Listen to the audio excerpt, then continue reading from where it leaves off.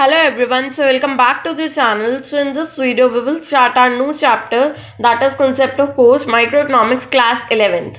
So firstly I will advise you that पहले आप अपना last chapter clear करो, that is production function and returns to a factor.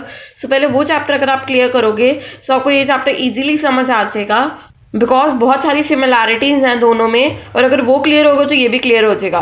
सो उस chapter की आपको प्लेलिस्ट मिल जाएगी मेरे चैनल पे, so you can check out that and I will also provide you playlist link in description box, so you can check from that. Okay, so as always let's start with the name of the chapter. So पहले chapter का नाम ही समझते हैं, concept of coast. Coast क्या होता है? Cost refers to expenditure incurred by a producer on the factor as well as non factor inputs for a given output of the commodity. So cost क्या होता है? एक्सपेंडिचर होता है कि हमने एक आउटपुट बनाया, सपोज करो हमने बैग्स बनाए, सो उस पर जितना भी खर्चा आया, वेजेस, जो भी क्या कहते हैं वेजेस दिए लेबर्स को, जो भी सामान लाने का खर्चा आया, सारा कुछ मिला के इज इट फैक्टर और नॉन फैक्टर. सो फैक्टर और नॉन फैक्टर क्या होता है? So let's see. Factor inputs means हमने लास्ट चैप्टर में भी किए थे, मेनली 4 टाइप्स की इनपुट्स होती हैं normally, that is land, labour, capital, entrepreneur. So इन सब ये सारी कौन सी होती है? Factor inputs. And non factor inputs मतलब रॉ मटेरियल. इसके लिए बैग्स बनाने के लिए जितना भी रॉ मटेरियल आएगा that is non factor, and इस पर जितना भी लैंड, लेबर, कैपिटल, एंटरप्रेन्योर लगेगा, ये सारा क्या होएगा? Factor inputs.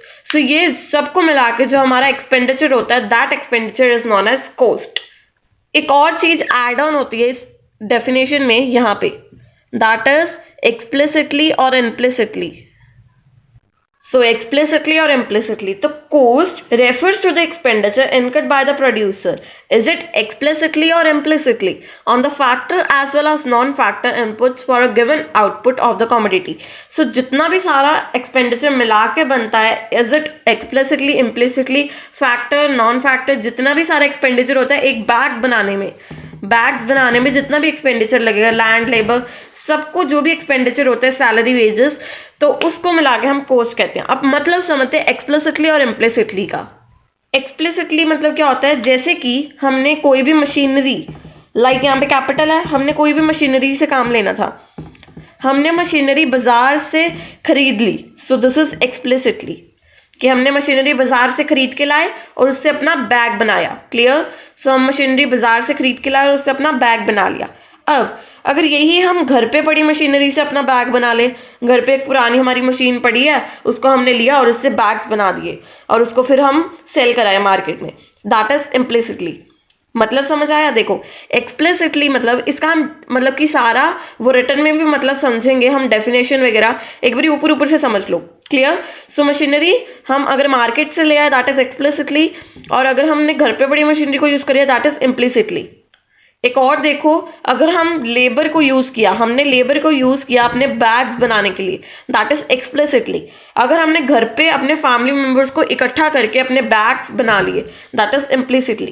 क्लियर हो रहा है? मतलब क्या है? अगर हम बाहर से कुछ चीज बाहर का खर्चा करें अपना एक्स्ट्रा, दैट इज एक्सप्लिसिटली. हम घर पे अपने मेंबर्स को इकट्ठा करें, लास्ट में जो हमें प्रॉफिट वगैरह हो हम आपस में बांट लें, that is implicitly.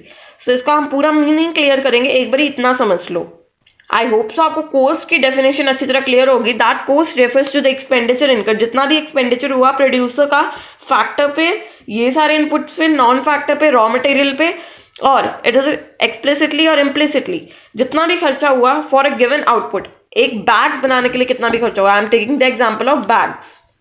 Now let us see the correct definition of explicitly and implicitly. Now let's start. Okay, so let's start.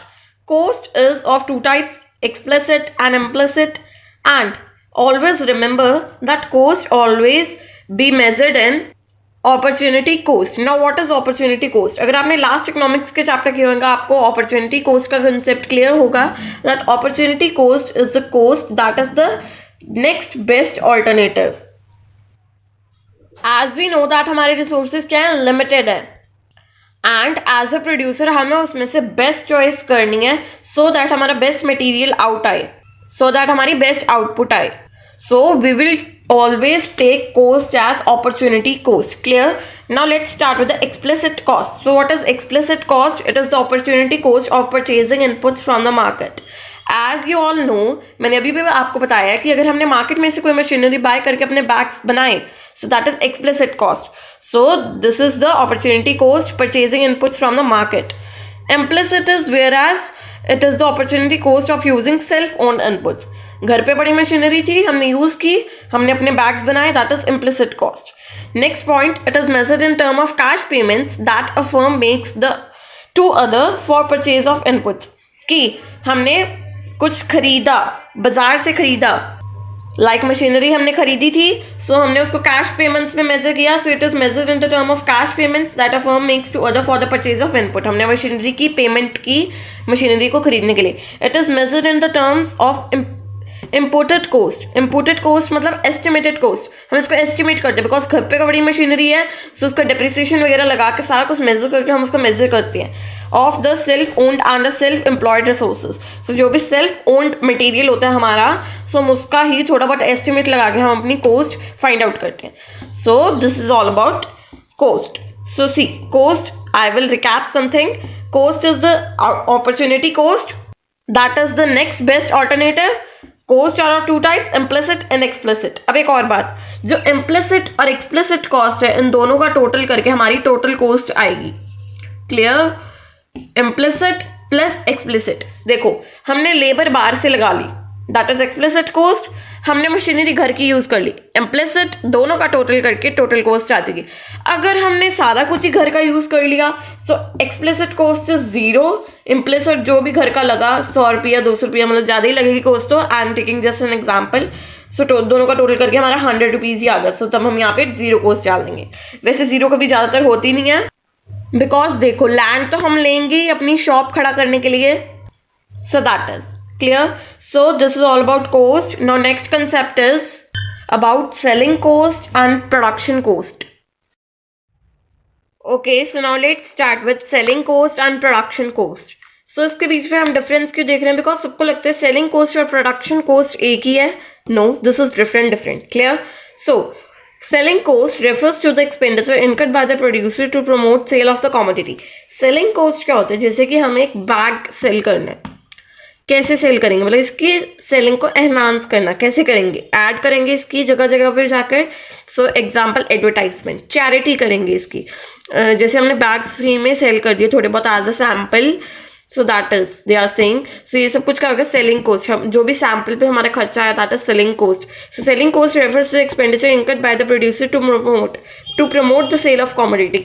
Cell को प्रमोट करने के लिए जितने भी खर्चे हुए, चैरिटी, सैंपल को बेचा, sale, advertisement. Clear? Now next is production cost. So production cost क्या होता है? It refers to the expenditure incurred by the producer on the inputs for production a given level of input. So जो भी expenditure ऐसे हुआ, जैसे land, labour, ये जो भी इनपुट्स लगी हमारे, जो भी मतलब कि प्रोडक्ट बनाने में जो भी इनपुट्स लगी, हमने मेन इनपुट्स पड़ी हुई है, लैंड, लेबर, कैपिटल. सो ये जितनी भी इनपुट्स हैं, ये सारी क्या है? हमारी प्रोडक्शन कोस्ट. और एक और बात, इस जो सारे चैप्टर्स आएंगे अभी, concept of revenue, concept of cost, मैंने लास्ट चैप्टर में भी आपको बताया था, जैसे प्रोडक्शन फंक्शन, ये सारे चैप्टर हम एज अ प्रोड्यूसर पढ़ेंगे. क्लियर? एज अ प्रोड्यूसर पढ़ेंगे हम ये सारे चैप्टर, कि हम जो मटेरियल है वो प्रोड्यूस कर रहे हैं. और ये पूरे चैप्टर में हम आगे जाकर प्रोडक्शन कोस्ट के बारे में पढ़ेंगे. सेलिंग कोस्ट की बात नहीं होगी, प्रोडक्शन कोस्ट की बात होगी इस पूरे चैप्टर में भी. क्लियर? और एक और बात, हमने लास्ट चैप्टर में पढ़ा था शॉर्ट रन, लॉन्ग रन, और हम सारे चैप्टर्स में सिर्फ शॉर्ट रन और लॉन्ग रन के बारे में ही पढ़ेंगे. मतलब शॉर्ट रन, लॉन्ग रन नहीं, सिर्फ शॉर्ट रन के बारे में ही पढ़ेंगे. सिर्फ पिछले चैप्टर में हमने लॉन्ग रन की डेफिनेशन देखी थी, वो सो दैट आपको क्लियर हो थोड़ा बहुत डिफरेंस देखा था. हम वैसे सारे चैप्टर्स में सिर्फ शॉर्ट रन की ही बात करेंगे. क्लियर? सारे चैप्टर में शॉर्ट रन की बात करेंगे, प्रोडक्शन कोस्ट की बात करेंगे, एज अ प्रोड्यूसर बात करेंगे.